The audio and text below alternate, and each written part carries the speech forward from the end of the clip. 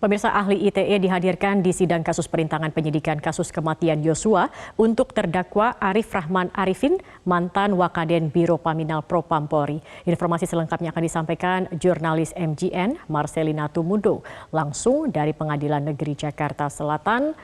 Marcelina, apa saja yang disampaikan ahli ITE di persidangan kali ini?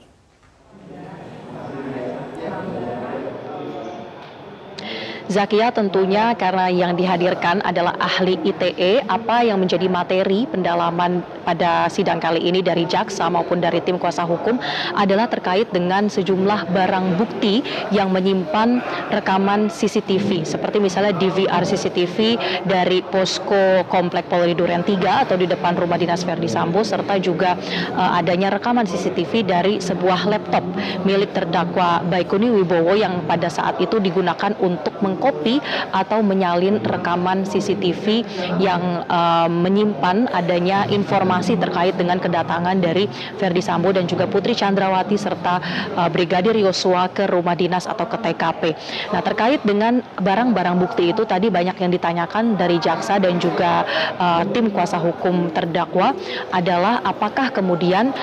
dua barang bukti tersebut atau terkait dengan rekaman CCTV ini memenuhi unsur-unsur pasal Undang-Undang ITE yang didakwakan kepada terdakwa obstruction of justice ini. Ahli atas nama Roni tadi menyampaikan bahwa dengan adanya rekaman CCTV tersebut ini bisa menjadi alat bukti yang sah untuk mengungkap suatu peristiwa dalam hal ini adalah pembunuhan berencana terhadap Brigadir Yosua. Kemudian karena sudah dijelaskan oleh penyidik pada saat tahapan penyidikan, tepatnya adalah di Direktorat Tindak Pidana Siber Bareskrim Polri, ahli pernah memberikan keterangan dalam proses penyidikan tersebut dan ia juga menyatakan dalam proses penyidikan itu bahwa apa yang kemudian dilakukan oleh terdakwa ini bisa saja memenuhi pasal-pasal ITE, karena misalnya di pasal 33 Undang-Undang ITE itu disebutkan bahwa ketika ada upaya untuk melakukan tindakan apapun yang berakibat yang mengakibatkan terganggunya sistem elektronik, ini bisa dilihat dari bagaimana adanya upaya untuk merusak laptop dan juga untuk menghilangkan atau mengganti alat bukti DVR CCTV yang sudah dinilai oleh pihak penyidik bahwa itu menyimpan video yang bisa mengungkap terang peristiwa pembunuhan berencana Brigadir Yosua, sehingga kalau kemudian DVR ataupun laptop tersebut dirusak dan juga diganti, ini bisa mengakibatkan rekaman di dalam perangkat keras tersebut juga hilang atau kemudian tidak bisa terakses lagi oleh pihak penyidik misalnya. Dan selain itu juga tadi sempat dibahas dari ahli yang membahas terkait dengan alat bukti ini bisa menjadi suatu alat bukti yang sah meskipun bentuknya adalah berupa salinan atau kopi yang sebelumnya sudah dikopi atau diperbanyak oleh terdakwa Baikuni bersama dengan terdakwa-terdakwa lainnya. Ini tetap bisa menjadi alat bukti yang sah karena di dalam Undang-Undang ITE ini tidak secara tertulis atau tersurat diatur bahwa suatu alat bukti ini harus yang asli atau yang kopi atau salinan. Itu tidak tercantum di dalam Undang-Undang ITE, sehingga tadi ahli berpendapat selama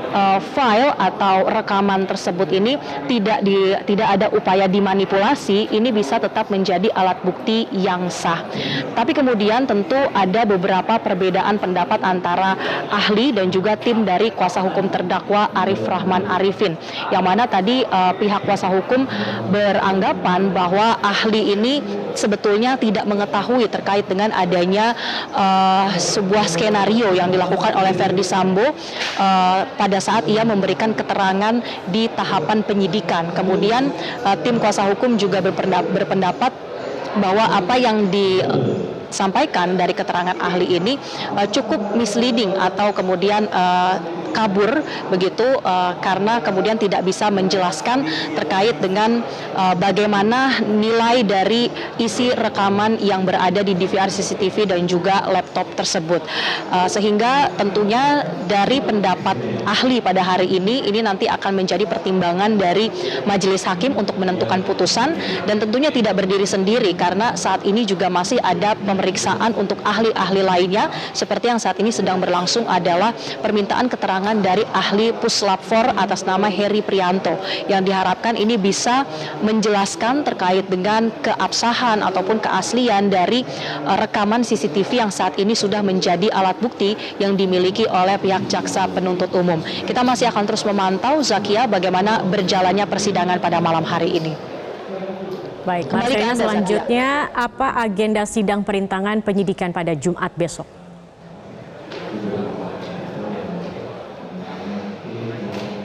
Sejauh ini dari informasi yang kami dapatkan dari pihak Pengadilan Negeri Jakarta Selatan bahwa untuk esok hari ini akan diagendakan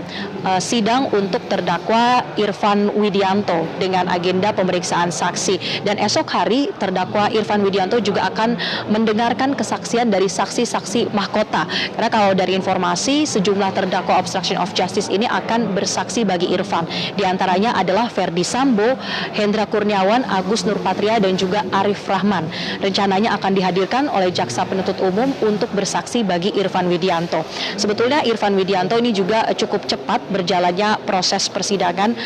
sudah sampai ke tahapan saksi mahkota karena sebelumnya ia tidak mengajukan adanya eksepsi ataupun keberatan ketika jaksa penuntut umum membacakan dakwaan terhadapnya yang mendakwa dengan sejumlah pasal-pasal